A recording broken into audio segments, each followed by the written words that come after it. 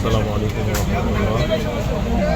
আল্লাহ শুক্রিয়া যে 2026 সালে হজের উদ্দেশ্যে আমরা রওনা হয়েছি সৌদি এয়ারলাইন্সে দুপুর 1:25 আমাদের ফ্লাইট এবং মাশাআল্লাহ সিটটাও একদম জানালার উইন্ডো সিট পেয়েছি মাশাআল্লাহ, বিসাইড উইন্ডো।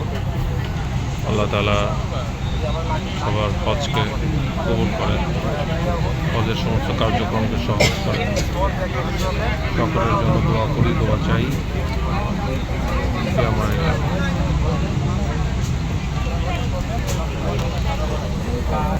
আসসালামু আলাইকুম রহমতুল্লাহ।